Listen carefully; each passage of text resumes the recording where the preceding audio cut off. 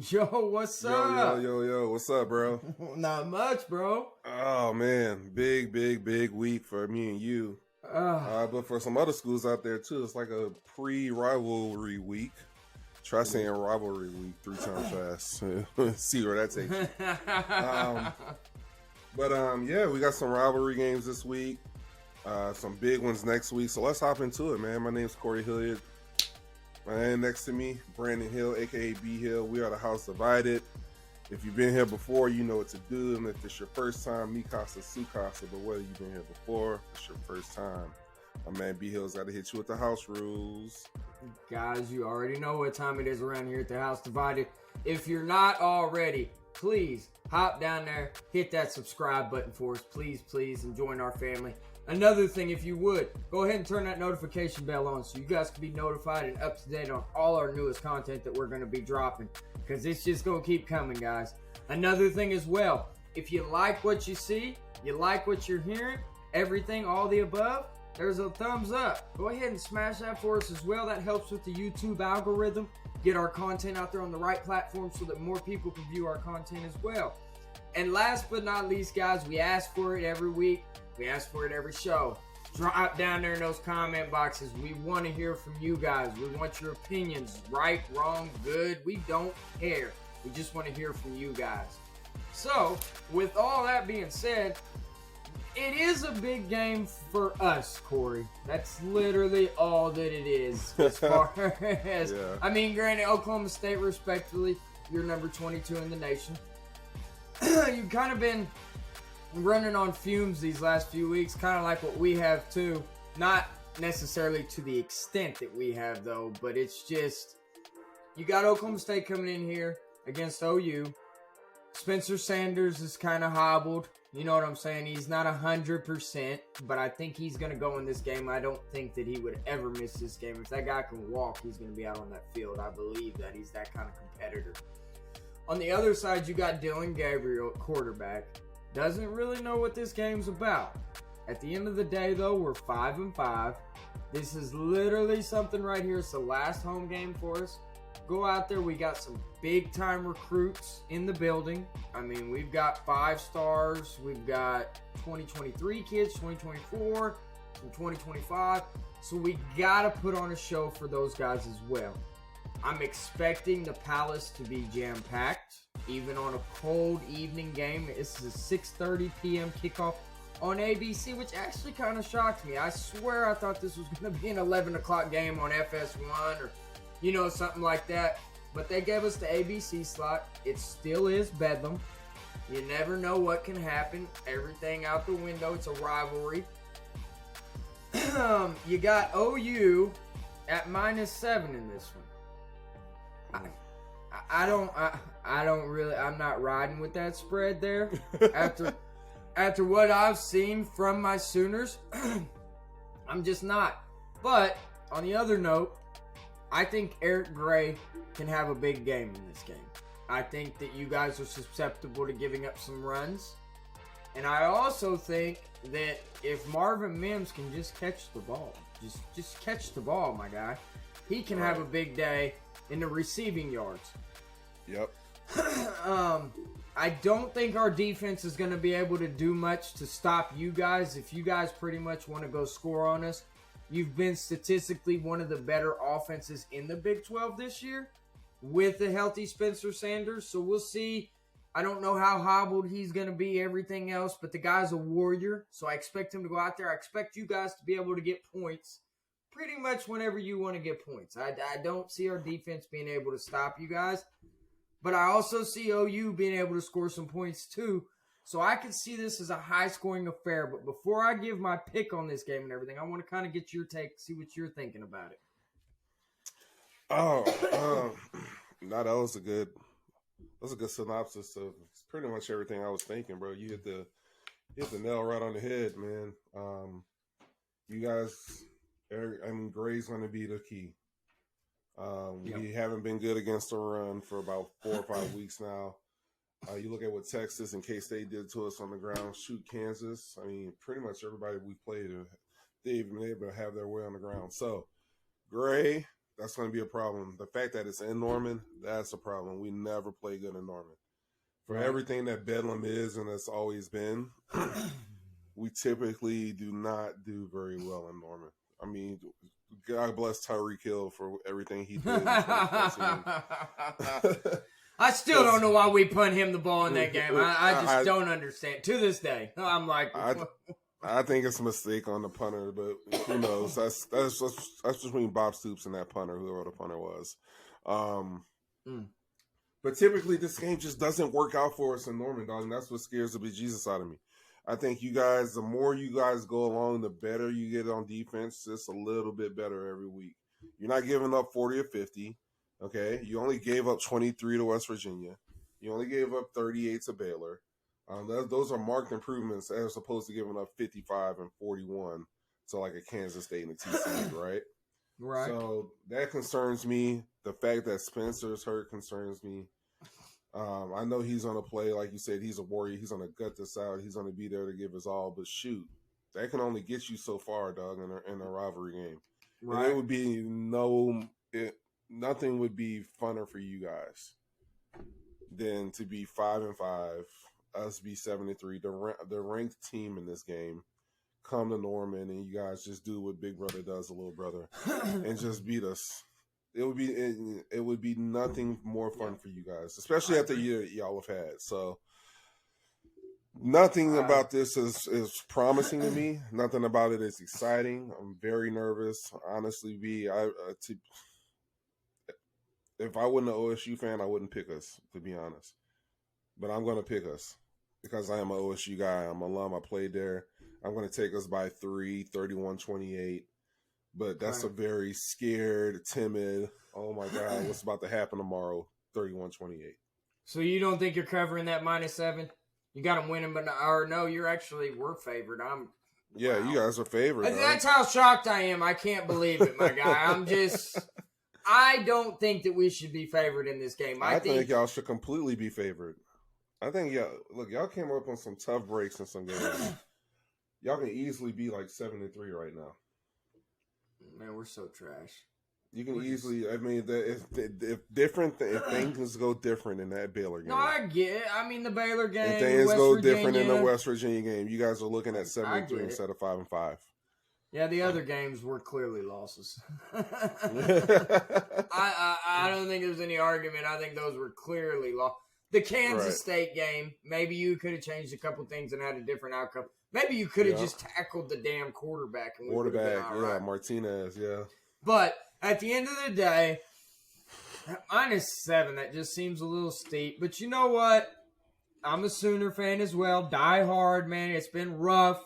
This is something we get this win. We're bowl eligible. We go into the Idaho Potato Bowl this year. Let's get it rocking. You know what I'm saying? -7. I got OU winning. I got them covering. They're going to win by at least 7 points. I could see it being something like a 38-31 type game. Something like that. I think each team's going to be able to score. So, 38-31, bucket, OU, in Norman. That's a victory. And the lights are going to be on. Recruits are going to be there. Damn light show. I mean, hey, we can get rid of the light show if you want me, because ever since we've been doing that light show, we ain't done nothing but lost. So, now who are y'all projected to play if y'all make it to the Idaho Potato Bowl? You know, really, I don't even care. I don't care. I really just don't. I don't. That sounds terrible. Oh. I should be with them thick and thin, which I have been. I have literally sat through every game, every quarter, this whole entire season. But you know one thing, though? It's still not as stressful as last year was for me, Corey. It's not. Why? Because you know what? Because we have no expectations. What am I? I mean, we've lost. We suck. We're literally we suck. Man. Last year, we were kind of flirting with the idea of, are we a good team? We were keeping us hanging in there until the end. And then we lost right in the end, the last couple games against Baylor and y'all. And then Lincoln Riley leaves and everything. You know what I'm saying? So last year was a lot more stressful. I think this year, with the new coach in there, the new coaching staff, everything else, year one. He doesn't have all his players. He doesn't have anything. So it's kind of one of those OU fans and me living here in Norman, just checking the temperature of all the fans around here and everything. Everybody's being patient right now. I mean, of course, you've got your fans out there that are like, fire Brent Venables, which I think you are an absolute idiot if you think that. I've got some friends that think Brent Venables isn't the guy for the job. And I'm like, that's not fair to judge the guy in the first year. You can't do that. I mean, he literally, there was 30 players, count it, 30 players off of last year's team that were no longer there anymore. Yep. 30. That's 30 players. Yep. So you to expect a guy to come in and just pick the pieces up off of that, and especially, I mean, he got a top 10 recruiting class after Lincoln left, so he had to kind of pick up some pieces there, and he managed to do that. And as of right now, I think we're sitting at like number 7 on 247 Sports. So it's like, and we're still, like I told you, Corey, there's some 5-star guys at this game that are in 2023 class. There's still some guys left on the board that OU can get, possibly a couple guys they can flip. So the future, I want to believe, is bright. Right now, I don't know what to tell you. So I haven't seen it yet. So that's why last year was a lot more stressful. This year, I'm kind of just, after we got blown out by Texas, man, I've just kind of been, what do you do? I'm not out there playing the game. I can't help them win, so all I can do is sit. I mean, my wife, every game, she's like, baby, what's going on with the sick? And I'm like, it doesn't even really matter. I can't wait till Sunday. That's really where I've been at this year. And it hurts because I'm diehard Sooners. And it hurts my soul to see them at 5-5 and not doing well. Yeah. But you got to go through the bad sometimes to get to the good stuff. You guys are like, it's cute seeing OU this way. I think everybody else in the Big 12 is absolutely loving this year. I really do, because we've done nothing but beat up on everybody the last, we'll call it decade. I mean, let's just be real. You guys have been real arrogant about it. I think so. That makes it a little bit more sweeter for all of us other Big 12 schools. And I mean, not me. Not me, though. I wasn't. Oh, yeah. Never you. I've never heard you say anything arrogant about OU. It's like you guys are that 500 fortune company with a CEO who's just bellied up, and you guys are used to filet mignon and lobster tails and $500 dinners at Mahogany's or Fleming's or something like that, and then you lose your job, and then you got to eat like pork and beans and spam ramen and stuff like that. Ramen noodles. Yeah. And y'all can't believe that y'all are subjected to that. That's what makes it funny for me. And the rest of us Big 12 folk been doing fine on spam and pork and beans. So to us, it's nothing. But you guys over there freaking out. That's what makes it funny. But that was my little analogy on where y'all are. Look, you picked OU to win Big 12. I picked OSU to win Big 12 preseason. We're both wrong. Both wrong. So there you go. But who in the world? I want to know. Who in the world picked TCU but TCU fans? Come on now. I don't even think a lot of TCU fans picked TCU. No. Whoever took that preseason bet for them to win, they got paid. I'm about to say, what were the odds on that? I mean, it's not over yet. It's not over yet.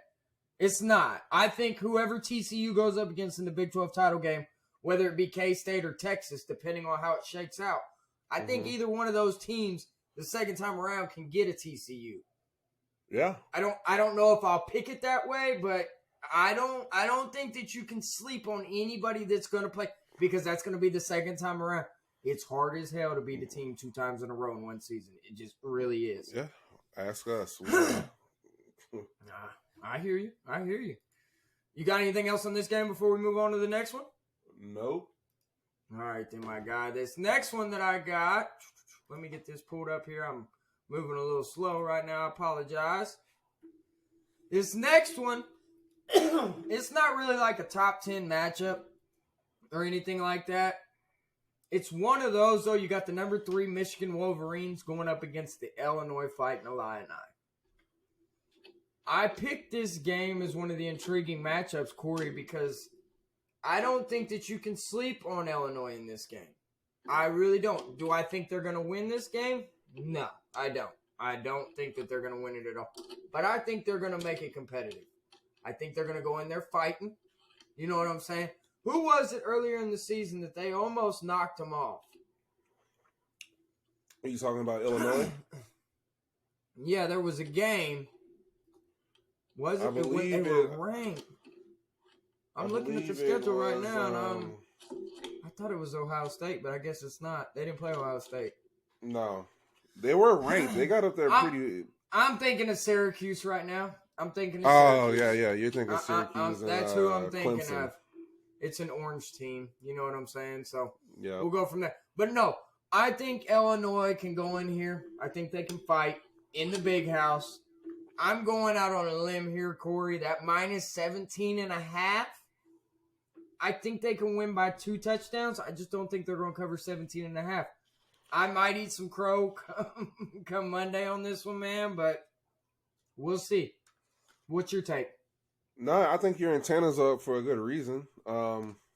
Nothing about the Big Ten is impressive to me. So to sit here and say that Illinois wouldn't be able to cover the spread, or not cover it, but beat the spread, I don't see why you wouldn't say that, bro. You look at Michigan's schedule; they haven't done anything. They beat one team, Penn State, 41-17. Illinois was really, really doing good until they lost to Purdue, 31-24, and Michigan State, 23-15. And both of those teams have not been good this year. Michigan State more so than Purdue have just been very underwhelming. Right. So, look, I'm not picking Illinois to pull up any upset either. I think with them losing to Purdue, losing to Michigan State, I think they somehow cover. They were close. They've been close games. If you go look at their whole schedule, every game, the ones that they've lost, you had Indiana, they lost 23-20. Then you had Michigan State, you just said 23-15, and Purdue 31-24. So they're right there. I bet you if a couple plays went different in those ball games, they probably could have pulled a victory out of there. So, and then we'd probably be looking at them a little bit differently right now. But at the end of the day, go ahead. I'm sorry. Oh, no. I was just going to say, this is their first ranked opponent on their schedule. It is. Big Ten. They haven't played anybody, bro. You barely beat Iowa 9-6. Come on, man. Come on. No, they play tough defense. I like Brett Bielema ever since he was at Arkansas and Wisconsin. You can tell he's an old school guy. They practice hard. They're going to be tough up front. I get all that. I'm with that. Right. I like that. Right. I like that coaching style. Right.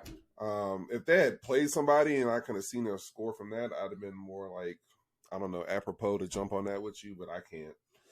And another thing to look at here, and a reason why I picked against that spread is because maybe it's one of those. It's a week before Ohio State. Is there any look ahead? Is there? You see what a trap game? Absolutely, absolutely. These are young kids. They're not NFL players. They're not professionals yet. That's true. They think differently. That kind of stuff gets to them a little bit more than what it would an NFL team. So we'll see. It's going to be very, very interesting. That's all I'm saying. But Michigan will still win. They're going to be right there. You're going to have a big top 5, top 4 matchup whenever Ohio State and Michigan go up against each other next week. So it'll be interesting. Anything else on this one before we move on? No, heaven forbid Michigan actually loses, bro, and you're onto something here. Then that shakes up the CFP a lot, which will be a fun conversation next week. But it gets even more fun with this game that I'm about to talk about next. This right here is like literally out of all of our conference picks, this is the only one that I might get right. USC. And the Big Ten, I had Ohio State. They're still in it. But USC winning the Pac-12, this is like my last hope right now. I need them to pull this W off against UCLA. You got the spread is -2 in favor of USC. This is a 7 p.m. game on Fox. Got Dorian Thompson-Robinson going up against Caleb Williams. I think if Caleb Williams can put up a big-time performance like he has done pretty much all season long, the guy's sitting here with over 3,000 passing yards, 31 touchdowns, and just 2 picks. That's 2 it. interceptions. Wow. He's a special talent, man. He is. And that's without Jordan Addison, and Mario Williams has been in and out of the lineup. I mean, he's not had Jordan Addison healthy, golly, in 4 or 5 weeks. Man. So the thing that's scary, if you're, you know what I'm saying, if you're UCLA, they're getting some of those guys back, though. Those guys are starting to look healthy. That offense is... Yeah, they lost. They lost. Man, we'll see. We'll see. I don't. Is he gonna play? Who's that? Charbonnet. I don't know. I heard that's kind of up in the air. I don't think UCLA. I think Chip Kelly's kind of holding his cards close to the vest on that one. Okay. I don't think he necessarily wants him to know. Okay. Have you heard anything on it? No, I'm looking it up right now. I know that's a huge piece of everything they do on offense. See, the problem is in college they don't really have injury reports like they do in the NFL. So they don't really have to tell you what's going on with that player. You just get to find out when the game kicks off. Yeah, exactly. Which is what it is. But I think either way, I don't think it's going to make a difference. I think that this is going to be a statement game for USC. I think they're going to come up into this one. They lost to Utah earlier in the season. That's their one blemish on the schedule. I think they're going to capitalize with their crosstown rivals in this one. -2, give me that. I think they're going to cover that. I mean, they're winning at least by 2 touchdowns in this game. What's your take? I totally agree. Only thing for UCLA that USC has to watch out for, they come off the loss to Arizona. Not that would matter in a rivalry game either way. But there might be some added fuel to UCLA to come out and perform better. But you should always want to do that when you're at UCLA playing against USC. Oh yeah. You know what I mean? But I'm right on the man. More than 2 touchdowns. Caleb Williams is an absolute freak. 30 touchdowns, 2 interceptions through how many games? 10 games. You know how hard that is to throw 2 interceptions as much as they throw it in 10 games, bro? I'm very. That is ridiculously hard. That is ridiculously hard to do. So you know how much it hurts me as an OU fan to see him doing that over there. Oh, I bet it burns. I hope it burns. I hope it's. It does. It does. It definitely hits the heart. But you know, like I've told you before, I have no ill will against Caleb Williams. He did not come to Oklahoma for Oklahoma. He came to OU because of Lincoln Riley. Mm-hmm. He didn't dip on us. He played out the bowl game. He finished the season. He did his due diligence.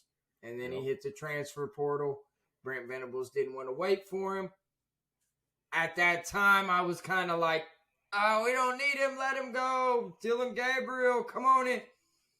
We should have waited for that guy, my guy. You think? Probably should have sat there and waited for that guy. I think what happened to you guys in that situation, and I remember talking to you about this, bro. I think you guys were so upset with Lincoln that you like the hell with him, and anybody that wants to go with him, the hell with them too.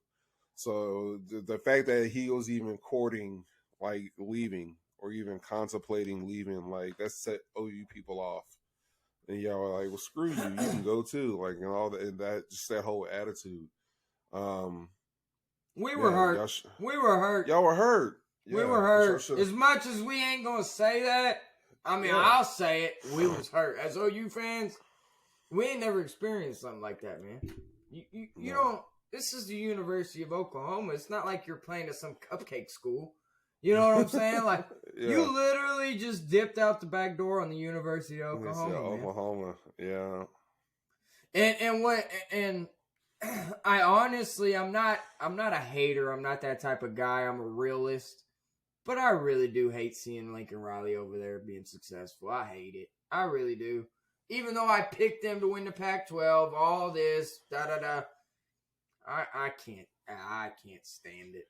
Like I was. You're a smart guy. That's why it hurts you guys, man. Because he's a damn good coach. He is. I think. He is. You know. He just can't coach a lick of defense. But he's an offensive guy. But he does. I mean, and he needs to get that defensive coordinator. That's the guy. Alex Grinch ain't that guy. So when Lincoln left and he took Alex Grinch with him, I was like, you were like, yeah.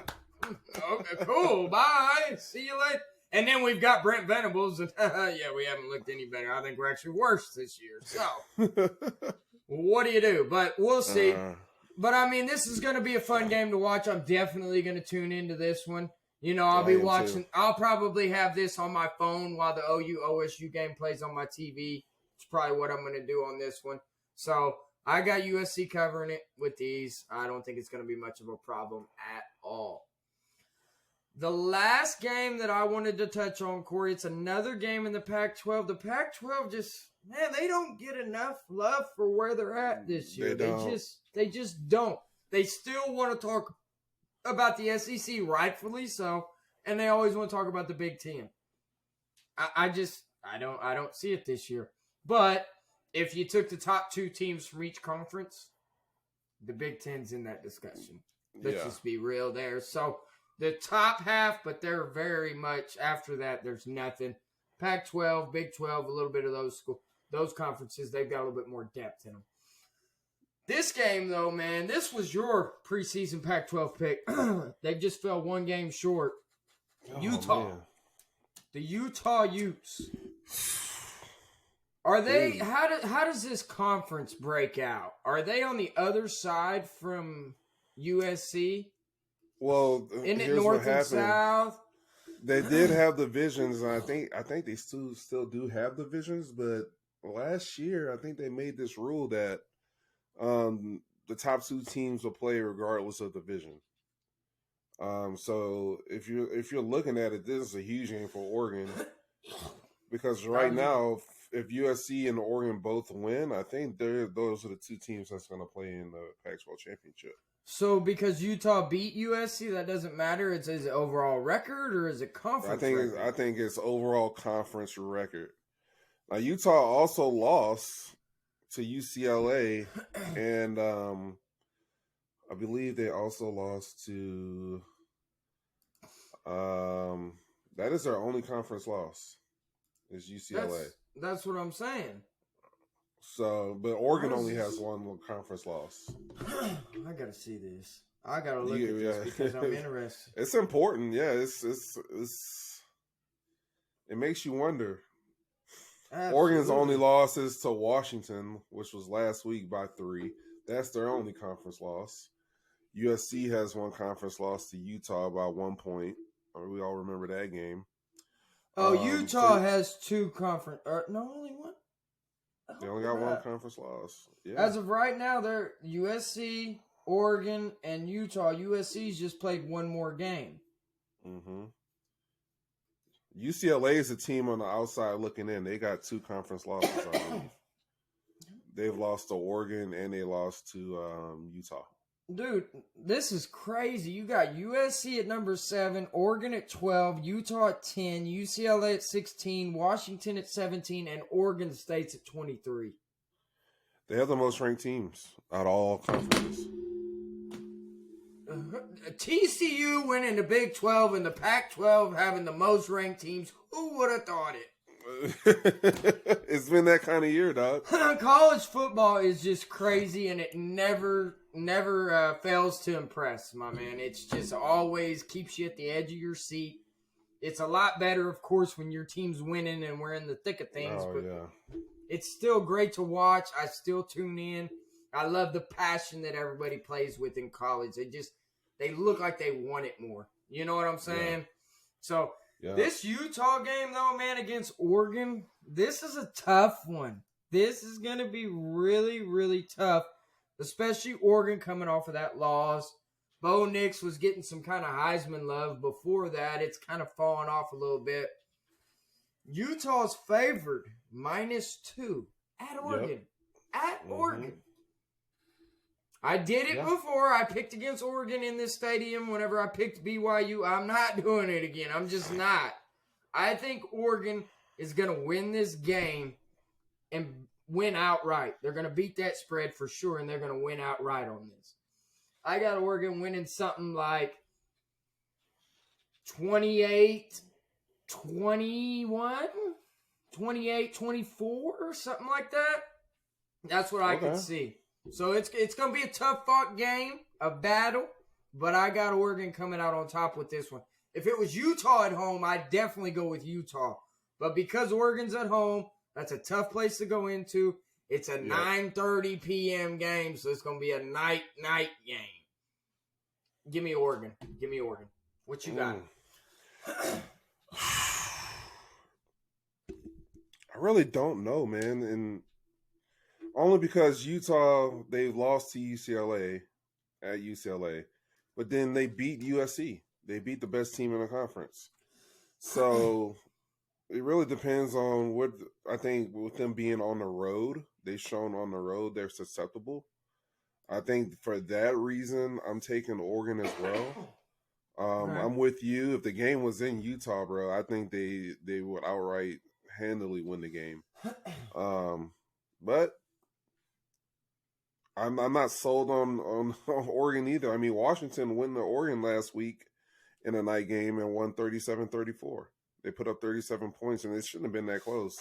Washington gifted them some points there at the end and made it tough on themselves. Washington's got a decent little squad over there, man. Yeah, they got a nice quarterback, Penix. I like it. I like that dude a lot. Yes. I don't know, bro. I don't know. My gut's telling me Utah for some reason. My gut's telling me Utah. We'll go with it. I'm going to go with my gut.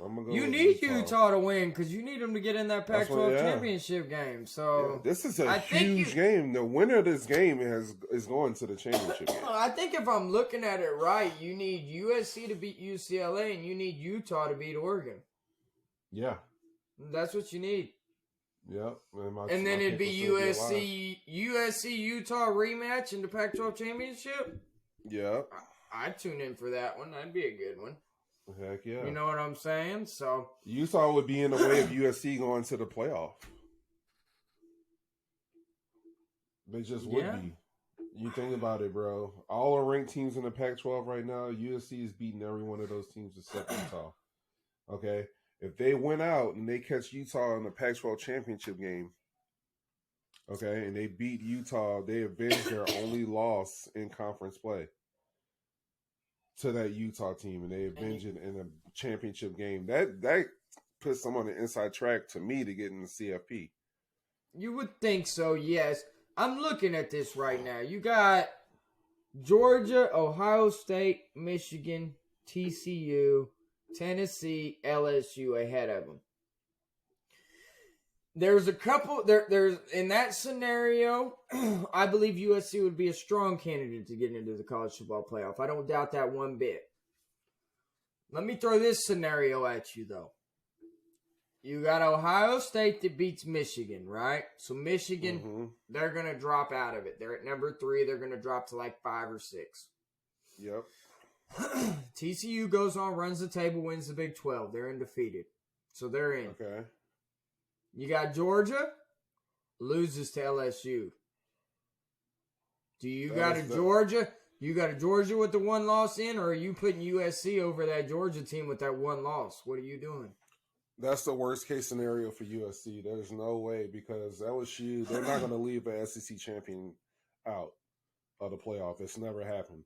So LSU would be the first 2-loss team to ever make the playoff. Right? They're not leaving out the defending champions who's lost one game. And that one game that they lost was the SEC championship game. So you're not leaving them out. So LSU, Georgia, Ohio State, and TCU would be in. I forgot to mention, though, USC does win their conference and they win the Pac-12. Are you still keeping them out in that case? I wouldn't be, but I just know how the media and how the CFP works.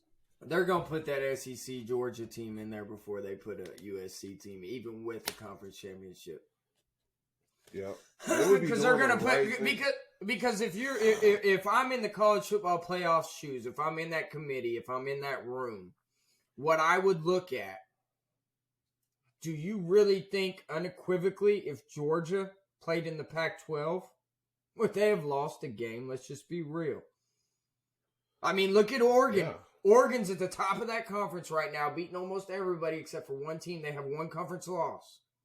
And they absolutely got the doors blown off of them by Georgia. So, you look at it that way as well. Georgia, even with the loss, if they lost LSU in the SEC championship game, which, folks, I got news for you. That's not going to happen. LSU's not going to pull up in there to the SEC title game and beat Georgia. I just don't see it. I just don't. Weirder things have happened, man.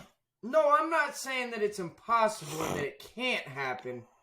I just wouldn't put my money on it. I mean, you're going to have something like an 11, 12-point spread in that game in favor of Georgia. I mean, Georgia has done nothing but prove to you that they're the top team in the nation this year. I mean, yeah, they had some close games here and there, but, dude, they won. They moved on. They survived. They advanced. So, I think USC needs Georgia to beat LSU. They would need that. And then you're sitting there and you're battling it out with Tennessee, which I don't think Tennessee would win that battle against the USC if USC won the conference title game. Because at this point, Tennessee's not even going to play in their conference title game. Yeah. Yep, I agree. So, but and at that point, USC would only have one loss, and they would have avenged it if it's Utah. On top of that. It would. So in that case, if they did, then it would be there. So if you're a USC fan, you're going to be a Georgia fan, and you're going to be an Ohio State fan. Yep. In my opinion, because I think it can get a little sticky if Michigan beats Ohio State. Are they going to drop Ohio State all the way out of there? I would. They hadn't played anybody. The Big Ten is so weak, bro, that you can literally take the loser of that game and just drop them out. But it's a 3-point win by Michigan. In the horseshoe in Ohio State. But it's a 3-point battle against the number 3 team in the nation. I don't know. I'm just saying I would hate to be a committee member this year unless these teams kind of drop one before we're here at the end. But as of right now, criteria? What's that? Conference championships have to mean something. That's what we're going to figure out. Absolutely. They got to mean something, bro. They got to carry a heavier weight than just you looking impressive in games. I get that. I appreciate that, but I would still, from a perspective of, I wouldn't totally look at that. See, that's what we're... Because it kind of comes down to it again. I mean, yeah, Ohio State hadn't played anybody, but they've beaten everybody that they've played. I mean, do you not think Ohio State could go over there to the Pac-12 and you switch all this up, or you put Ohio State on the field with USC? What do you think is going to happen? I'm not that impressed by Ohio State. They only beat Northwestern 21-14 or 21-7. B. It was a 14-7 game with like 6 minutes left in the damn game. Against Northwestern. I appreciate it. But Northwestern's one of those teams it's a conference opponent. Come on now. It's a conference. Northwestern. Okay, but it's like those years whenever OU was really good and we lost to K-State and we had no business doing that. It's the same thing. It's a conference opponent. Northwestern, that's their Super Bowl. Come on now. And it was at Northwestern? That's like going to Ames or... one of those places in the Big 12. I mean, think of it that way, in that perspective. I get what you're saying. I Northwestern's 1-9. Okay. They're 1-9. They have a worse conference record than Nebraska. Nebraska fired their coach this year. But I would second back. I would double back. I'm gonna defend Ohio State here. I would double back and look at the Penn State game where they won that. And then I would double back, and Notre Dame looks a lot better now than what they wore after they blew the doors off of Clemson. They still got that one. I'm just saying. So you got those wins as well. I mean, every team in the nation. Wasn't it you that told me Notre Dame lost to Marshall? Didn't you say that to me one time? That's why I said it's looking a little better now than it was. It wasn't looking good earlier in the season, but it's looking a lot better right now than what it was. I think Notre Dame's like 7-3. I think they've salvaged something out of their season, but We'll see. And I think, if I'm not mistaken, Notre Dame plays USC in the last game of the season, if I'm not mistaken. They do, yeah. That's another one right there. I'm just saying. I'm just throwing that out there. So, there'll be some nice feathers in their cap if they win out. There's still some football left to be played. So, it's going to be interesting. I love that talk we just had on that, man. It's going to be fun. You don't know. We have to let these games play out. But I want to see LSU beat Georgia. I want to see Michigan beat Ohio State. You want mayhem, that's what you want. I want them to have to earn every damn paycheck they get in that playoff committee this year. Every one of them. Every dime. I want y'all to... Because if you think about it, in these last recent years, it's kind of just fallen into where it's like, these are your top 4 teams. There's not really much debate. There's been some debate here and there about the 4th team, the final spot, but not a whole lot. If that were to happen, what I just said, and USC win the Pac-12, oh my gosh. You're gonna have 6 teams that have a legitimate argument. You're gonna have some upset coaches. You're gonna have teams. 2 upset schools. And then Tennessee's sitting there with 1 loss, and their 1 loss is to Georgia. And you know who I want? They're gonna have an argument. You know who I want that one school to be, even though it's my last final playoff pick, still in the running.